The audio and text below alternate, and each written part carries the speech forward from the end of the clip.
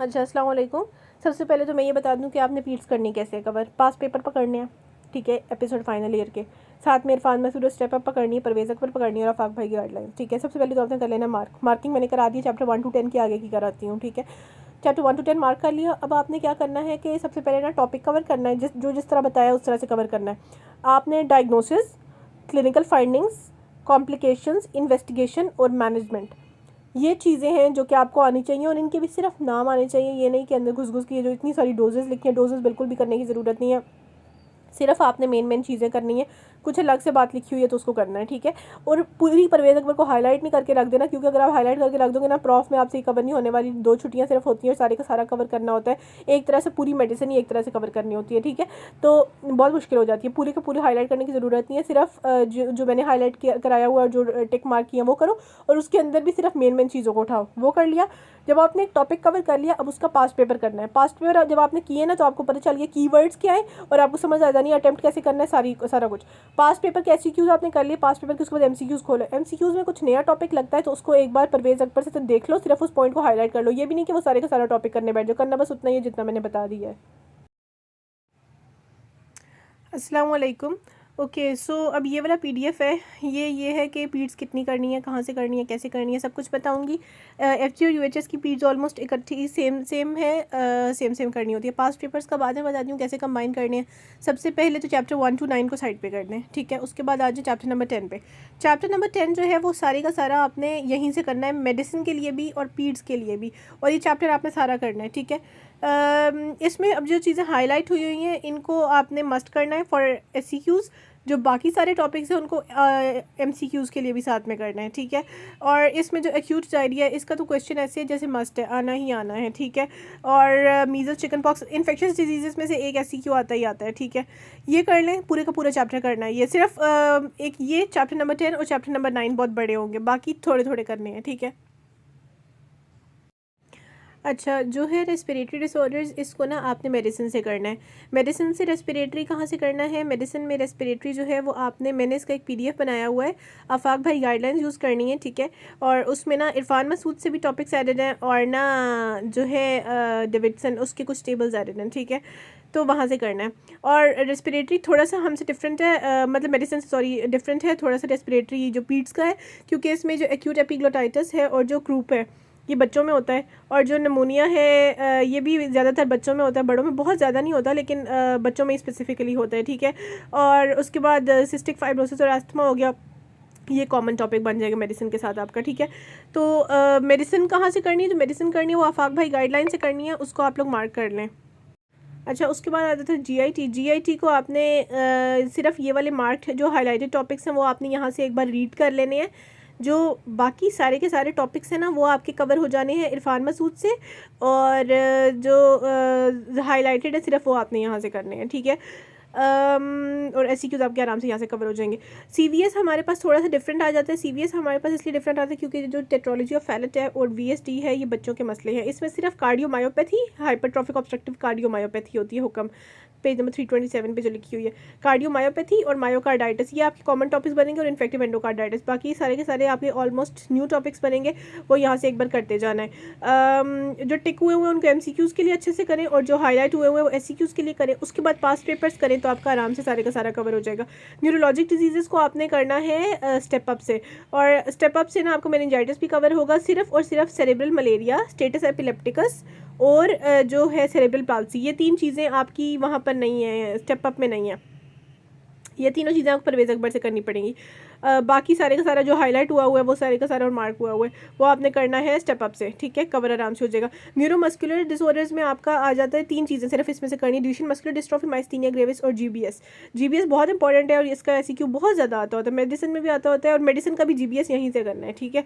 ये हो गया। अब हेमेटोलॉजिक डिजीज़ जो हैं इसमें आपने स्टेप अप से सारे का सारा करना है।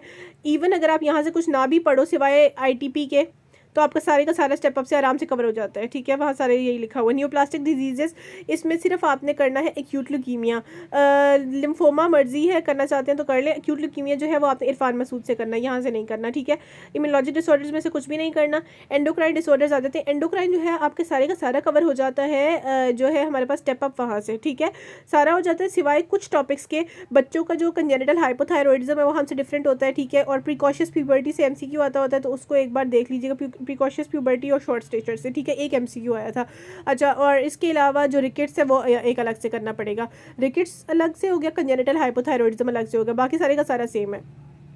उसके बाद रूमेटिक हार्ट डिजीज़ है, सॉरी रूमेटिक डिजीज़ है। रूमेटिक डिजीज़ में सिर्फ हीनो, शुनलन, परप्यूरा और कवासाकी डिजीज़ एक बार रीड करनी है, for the MCQs not for the SCQs at all.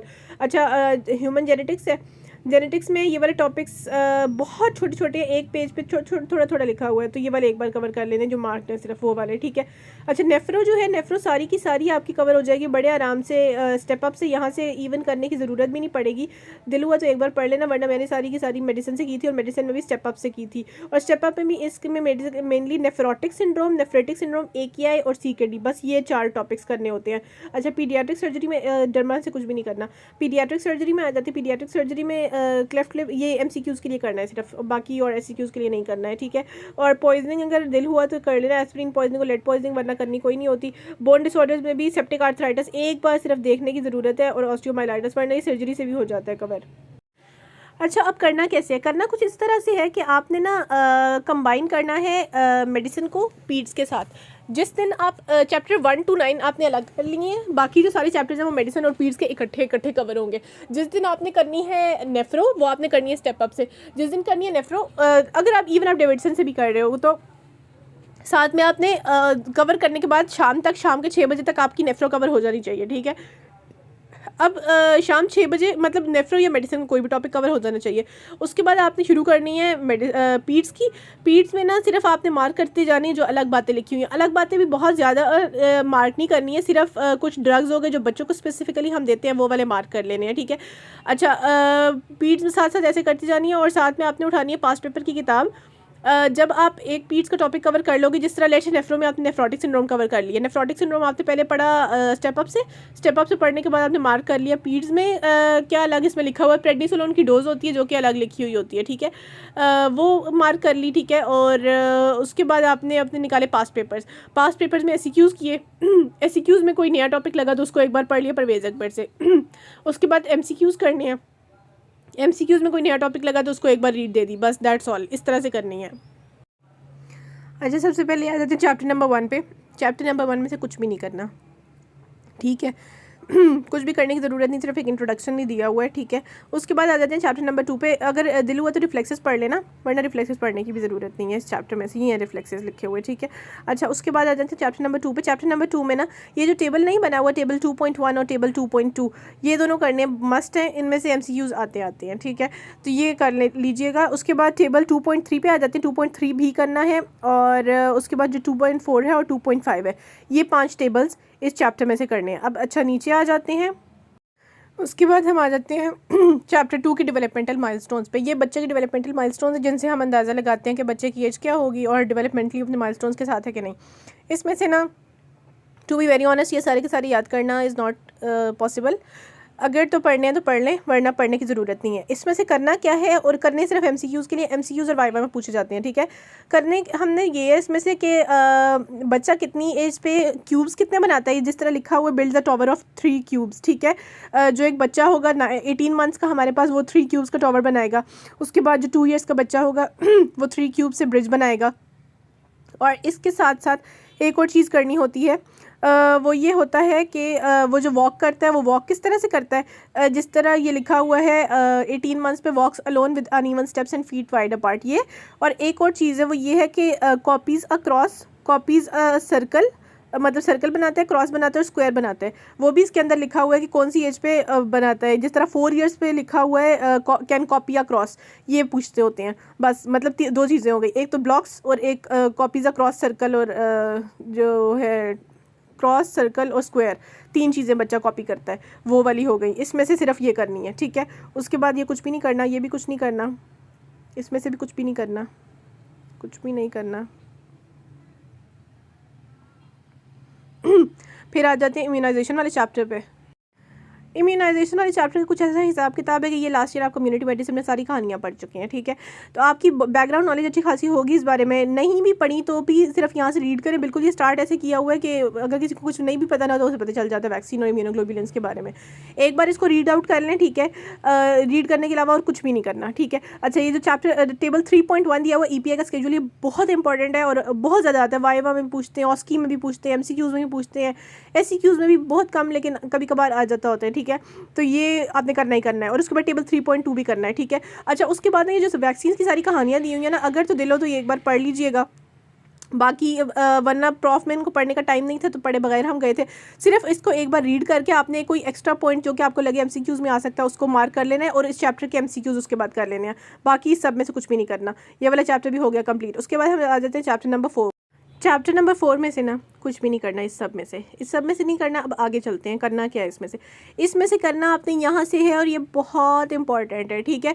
देखने में ये अच्छे खासे गंदे लगते हैं, दिल भी नहीं करता याद करने को, लेकिन ये करने बहुत ज़रूरी है। ये वाइवा में भी पूछते हैं, ये MCQs में भी SCQs में भी आता होता है। नमूनिया और डायरिया तो आता ही आता होता है, ठीक है। बहुत इंपॉर्टेंट है तो ये करना ही करना है। ये पिंक बॉक्सेस क्या शो करते, रेड येलो और ग्रीन बॉक्सेस। ये शुरू में यहाँ लिखा हुआ है, ये पिंक इंडिकेट्स, येलो और ये ग्रीन इंडिकेट्स। ये किए बगैर आगे ना जाएँ। ये इन्होंने ऊपर लिखा हुआ है कि जो हम IMNCI की गाइडलाइंस दे रहे हैं उसमें मतलब क्या है इन सारी चीज़ों का, तो वो ये लिखा हुआ है, ठीक है। डायरिया और नमोनिया करना ही करना है। उसके बाद आ जाए सोर थ्रोट पे। सोर थ्रोट और ईयर प्रॉब्लम दिल हो तो कर लें वरना बेशक ना करें। फीवर, मलेरिया और मीज़ल्स इसको भी करने की ज़रूरत नहीं है, ठीक है। ये मीज़ल्स करने की ज़रूरत है, मीज़ल्स करना है, ठीक है। और मैल न्यूट्रिशन भी करने की ज़रूरत है। ये वाइवा में भी पूछ लेते होते हैं, ऑस्की में भी आ जाता होता है, ठीक है। एनीमिया भी करने की ज़रूरत है। अच्छा, उसके बाद HIV स्टेटस ये नहीं करना। उसके बाद ये आगे वाला हम ऊपर कर चुके हैं, चाइल्ड इम्यूनाइजेशन का स्केड्यूल जो दिया वो ये भी कर चुके हैं। ये भी नहीं करना। ये भी नहीं करना। इसमें से हमने करना है ये वाली चीज़ें, ये जो लिखा हुआ है first line antibiotic for pneumonia is amoxicillin, ये करनी है। ये पता होना चाहिए कि फ़र्स्ट लाइन एंटीबायोटिक कितनी है, फ़र्स्ट लाइन एंटीबायोटिक कौन सी है, ठीक है। अच्छा, ये चीज़ करनी है। डायसेंट्री की लिखी हुई है फर्स्ट लाइन है सिप्रोफ्लॉक्सासिन, ये सारी फर्स्ट लाइन लिखी हुई है। ये सारी चीज़ें करनी है। उसके बाद अलावा कुछ भी नहीं करना इस सब में से, ठीक है। अच्छा, उसके बाद ये विटामिन A का जो बॉक्स बना हुआ है जिसमें विटामिन A की डोज लिखी हुई है, ये भी करना है। ये आगे एक और चैप्टर में भी गिवन है और ये यहाँ पर भी गिवन है, तो ये मस्ट करनी है। ये वाला बॉक्स मस्ट करना है। उसके बाद इसके अलावा कुछ भी नहीं करना इस चैप्टर में से, ठीक है। ये भी नहीं करना, इसमें से भी कुछ नहीं करना, कुछ भी नहीं करना, ये भी कुछ नहीं करना, ठीक है। अच्छा, उसके बाद है ये भी नहीं करना, ये भी नहीं करना। जॉइंडस की क्लासिफिकेशन कर लें एक बार, बेहतर है कि कर लें, ठीक है। डिहाइड्रेशन हम कर चुके हैं, ऊपर जो डायरिया की थी वो डिहाइड्रेशन की थी, ठीक है। अच्छा, उसके अलावा ये भी नहीं करना, ये भी नहीं करना, बस। और अच्छा, इस चैप्टर में से सिर्फ एक बार पीका को रीड कर लें। बच्चा मिट्टी खाता है, बस दैट्स ऑल अबाउट पीका, ठीक है। आयरन डेफिशिएंसी एनीमिया हो जाता है उसकी वजह से, बस इतनी कोई बात आपको पता होनी चाहिए और कुछ भी कोई कहानियाँ करने की ज़रूरत नहीं है, ठीक है। उसके बाद ये भी नहीं करना, ये भी नहीं करना, ये भी नहीं करना। ऑटिज़म अगर पढ़ने की ज़रूरत महसूस हो रही है तो एक बार देख लें सिर्फ और सिर्फ, बस बाकी कुछ भी नहीं करना, इसमें से कुछ भी नहीं करना और, ठीक है। अच्छा, चैप्टर नंबर 6 पे आ जाऊँ। चैप्टर नंबर 6 में से ना सिर्फ 2 चीज़ें करनी है। मैल न्यूट्रिशन हमने करनी है, वो नीचे आएगी। यहाँ से भी कुछ नहीं करना है, इसको गुजारते जाएं, नहीं करना, ठीक है। ये विटामिन A डेफिशिएंसी की वही वाला बॉक्स आ गया। ये बॉक्स आगे भी रिपीट हुआ है, विटामिन A डेफिशिएंसी का बॉक्स करना है, ठीक है। जिसमें 100,000 यूनिट्स और 200,000 यूनिट्स दी हुई हैं, ठीक है। अच्छा, ये बिटॉट स्पॉट्स का MCQ आता होता है। Bitot spots vitamin A deficiency में होते हैं। ये वाला ये चीज़ करनी है, ठीक है। बस इसमें से ये वाली चीज़ करनी है। उसके बाद आगे कुछ भी नहीं करना। फिर हम आ जाते हैं, विटामिन्स हो गए हमारे कंप्लीट, आयरन हो गया, कुछ भी नहीं करना। ये मैल न्यूट्रिशन, इसमें से मैल न्यूट्रिशन मस्ट करनी है, ठीक है। ऑल तो बहुत ज़्यादा पूछते कोई नहीं है लेकिन मैल न्यूट्रिशन करनी होती है, ठीक है। तो ये वाली मैल न्यूट्रिशन कर लीजिएगा। मैल न्यूट्रिशन और इनकी क्लासिफिकेशन इंपॉर्टेंट है। वेलकम क्लासिफिकेशन है, उसके बाद हमारे पास हु की क्लासिफिकेशन है और तीसरी वाली भी एक क्लासिफिकेशन है, वो भी नीचे आ जाएगी। कनावाटी क्लासिफिकेशन है, ये क्लासिफिकेशंस करनी है, बस यही करनी है। ये पूरा टॉपिक हो गया मैल न्यूट्रिशन का। बस मेरास्मस और कैवियोशकर आपने पहले बहुत बार पढ़ा हुआ होगा, एक बार दिल हुआ तो रीड कर लेना। सिर्फ इसके फीचर्स पता होने चाहिए कि बच्चे को देख के पता कैसे चलता है। मंकी फेस होता है और वो वाली सारी चीज़ें होती है, श्रिवल्ड होता है, ये सब हमारे पास उसमें हो जाता है मेरास्मस में, और कैवियोशकर में ऐसे नहीं होता है, उसके थोड़े डिफरेंट होते हैं। तो कैवियोशकर और मेरास्मस एक बार रीड करने की ज़रूरत है और मैल न्यूट्रिशन इस चैप्टर में से करना है अच्छे से, बस दैट्स ऑल। उसके बाद ये ORS की कॉम्पोजिशन आपने करनी है। ये जो रेजमॉल की बनी हुई है ना कि वाटर कितना टेबल जो बना हुआ है, मेनली ना चैप्टर 1 to 9 में ना टेबल्स ज़्यादा इंपॉर्टेंट है। टेबल्स के अंदर सारी कहानियाँ लिखी है, जो कैवियोशकर मरासमस का डिफरेंस है ये तो भी करना है, ठीक है। अच्छा, उसके बाद नीचे आ जाए ORS और रेजमॉल देना कैसे है, ठीक है। रेजमॉल हो गया, उसके बाद बस ये भी ठीक है। इसको एक बार रीड करना है तो कर लें कि मेल न्यूट्रिशन को हम ट्रीट कैसे करेंगे, ये भी कर लें, ठीक है। एक बार रीड करने की ज़रूरत है। आया ये कहीं भी नहीं था, ना किसी ने पूछा था, कुछ भी नहीं हुआ था। देखने में ऐसे लग रहा था कि बहुत इंपॉर्टेंट है, लेकिन इसमें से कुछ भी नहीं पूछा हुआ था।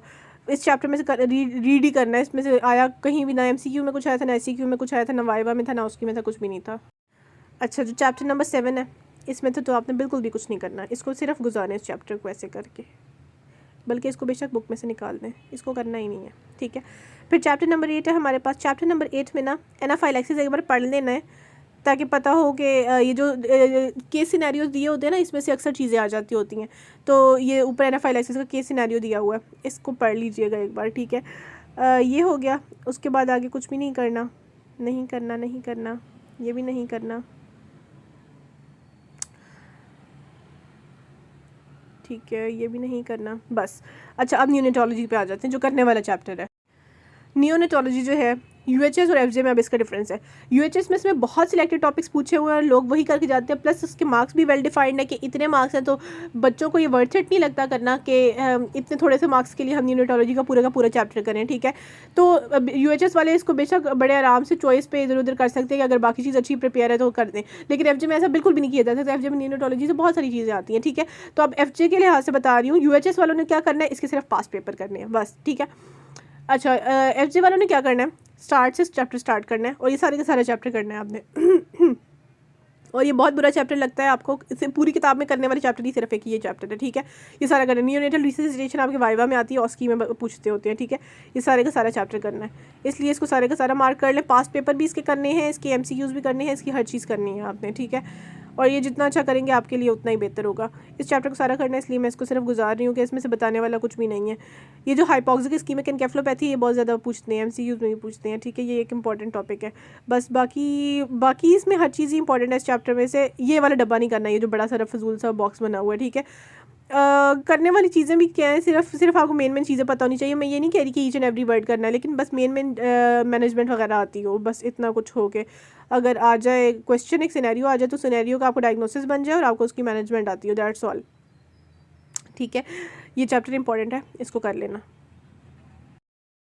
अच्छा, जो न्यूनेटोलॉजी वाला चैप्टर है उसको करने की एक टिप ये भी है कि रोज़ के 2 पेजेस रख लें, और रोज़ के 2 पेजेस मतलब सारी जो पढ़ाई वगैरह करनी है उसके अलावा रोज़ के उसके 2 पेजेस कर लें, क्योंकि वो चैप्टर इकट्ठा करना बहुत मुश्किल है। इवन वो इतना बड़ा चैप्टर है कि वो पूरा एक दिन ले जाता है, पूरे एक दिन में एक बार जाके होता है मुश्किल से, तो उसको इस तरह से कर लें। अच्छा, चैप्टर 10 पे आ जाते हैं, इन्फेक्शस डिजीज़। अच्छा, इसको ना सारे का सारा करना है, क्योंकि ना मेडिसिन का भी यहीं से पढ़ के जाना है, और मेडिसिन का भी यहीं से पढ़ के जाना है, और पीड्स का भी यहीं से पढ़ के जाना है, इन्फेक्शस डिजीज़, ठीक है। परवेज़ अकबर से। एक्यूट डायरिया बहुत इंपॉर्टेंट है, बहुत ज़्यादा इंपॉर्टेंट है। अगर पूरे पीरियड से सबसे इंपॉर्टेंट कोई टॉपिक है ना, तो वो एक्यूट डायरिया है, ठीक है। ये सारे का सारा आपको आना चाहिए, इसकी मैनेजमेंट भी आनी चाहिए, इसकी हर चीज़ फिंगर टिप्स में होनी चाहिए, इसको बहुत अच्छे से करना है, ठीक है। डिहाइड्रेशन वगैरह वाली सारी कहानियाँ पीछे भी IMNCI के टेबल में भी लिखी हुई हैं और इसमें भी लिखी हुई हैं, ठीक है। ये सारे का सारा करना है। उसके बाद नीचे आ जाए, इसको सिर्फ MCQs के लिए पढ़ना है, शिगेलोसिस बेसिलरी डायसेंट्री को सिर्फ और सिर्फ MCQs के लिए, ठीक है। परसिस्टेंट डायरिया आ गया, इसको भी करना है। डायरिया मोर देन 14 डेज़ को हम कहते हैं परसिस्टेंट डायरिया, ठीक है। ये एक बार कर लेना है। MEBSS को एक बार रीड करना है सिर्फ फॉर MCQ। टाइफॉइड को एक बार रीड करना है फॉर द MCQs, और SCQs देख लेना, अगर इसमें से कोई आया हुआ है तो फिर करने की ज़रूरत है, वरना बहुत ज़्यादा नहीं आए हुए हैं, ठीक है। अच्छा, उसके बाद हमारे पास आ जाता है, इसमें से आप करना क्या क्या चीज़ें हैं मैं ये भी बता दूँ। डायग्नोसिस बनाना आना चाहिए, अलग से कोई ऑर्गेनिज्म है उसका वो पता होना चाहिए। पैथोजेनेसिस बिल्कुल भी करने की ज़रूरत नहीं है। क्लिनिकल फाइंडिंग्स थोड़ी बहुत मार्क कर लो सिर्फ, जो कि थोड़ी सी डिफरेंट हैं, जो कि MCQs में आ सकती हैं। इन्वेस्टिगेशन करनी है और मैनेजमेंट करनी है, उसमें भी सिर्फ नाम करने हैं, ठीक है। ये अंदर घुस की चीज़ें नहीं करनी है बिल्कुल भी, पूरी पीड्स के लिए बता रही हूँ, अंदर घुस के कुछ भी करने की ज़रूरत नहीं है। सिर्फ और सिर्फ ये इन्वेस्टिगेशन, मैनेजमेंट, ये वाली 2 चीज़ें आपको आनी चाहिए, और इनकी भी हाईलाइट्स, हेडिंग्स आपको आनी चाहिए, ठीक है। ये जो टेबल बना हुआ है टाइफॉइड का MCQ में आता है, फर्स्ट वीक में क्या होता है, सेकंड वीक में, थर्ड वीक में क्या होता है, इसका सिनेरियो भी आता होता है कि अब जो है हिपेटोमेगैली स्प्लीनोमेगैली हो रही है, तो फिर आपको पता चल जाता है सेकंड वीक ऑफ टाइफॉइड चल रहा है, ठीक है, ये इससे पता चल जाता है। डिफरेंशियल डायग्नोसिस भी इसकी याद करने की ज़रूरत नहीं है इस वजह से, क्योंकि डिफरेंशियल आप उस टाइम जब आपने मेडिसिन पूरी कर ली होती है तो डिफरेंशियल आप तब भी बना लेते हो बड़े आराम से, ठीक है। कॉम्प्लिकेशन करने की बहुत हद तक ज़रूरत है, बहुत ज़्यादा ज़रूरत है, कॉम्प्लिकेशन मस्ट करनी है हर चीज़ की। और मैनेजमेंट में सिर्फ और सिर्फ नाम करने हैं, ये नहीं करना। अभी मुझे किसी का मैसेज आया कि ये टेबल पूरा करना ही नहीं है, सिर्फ और सिर्फ आपको एंटीबायोटिक के नाम आने चाहिए, और एंटीबायोटिक के नाम आपको आ ही जाते हैं मेडिसिन करने के बाद। तो इवन उसके लिए भी बस इतनी कोई पता होनी चाहिए कि हम इसके लिए दे देंगे क्लोरामफेनिकोल दे देंगे और एमोक्सिसिलिन दे देंगे, बस इतना पता होना चाहिए, बस दैट्स ऑल। हर चीज़ में सिर्फ आपको नाम चीज़ों के आने चाहिए, अंदर कुछ भी करने की ज़रूरत नहीं है। पोलियो करना है, इसका सिनेरियो भी आता होता है, मेडिसिन में भी आता होता है, पीड्स में भी आता होता है, ठीक है। डिफ्थेरिया भी करना है, डिफ्थेरिया भी बहुत इंपॉर्टेंट है, ठीक है। डिफ्थेरिया, अब डिफ्थेरिया की भी ना ये तीनों टाइप्स बिल्कुल इंपॉर्टेंट है, pharyngeal diphtheria, laryngeal diphtheria, nasal diphtheria, ठीक है। इसमें कुछ खास इंपॉर्टेंस बिल्कुल भी नहीं है, ना इसमें अलग अलग से पूछते होते हैं, ठीक है। इसमें भी बस आपको नाम मेनली चीज़ों के आने चाहिए, जिस तरह कॉम्प्लिकेशंस है उसके भी नाम आने चाहिए। टॉक्सिक कार्डियोमायोपैथी होती है, न्यूरोपैथी होती है, ब्रोंकोनमोनिया होता है, बस ये वाले नाम पता होने चाहिए, अंदर घुस की चीज़ें करने की ज़रूरत नहीं है बिल्कुल भी। हाईलाइट करें मेन चीज़ें और सिर्फ मेन चीज़ें करें, ठीक है। अच्छा, उसके बाद नमूनिया है हमारे पास, सॉरी पर्टूसिस है, पर्टूसिस को भी कुछ नहीं करना, इसमें से कुछ नहीं करना, इसमें से कुछ भी नहीं पूछते होते। मैंने बहुत अच्छे से की थी, पूछा किसी ने, कुछ भी नहीं था इसमें से। अच्छा, उसके बाद टेटनस बहुत इंपॉर्टेंट है, बहुत इंपॉर्टेंट है, ठीक है। टेटनस भी मस्ट करना है, और सारे का सारा यहाँ से करना है।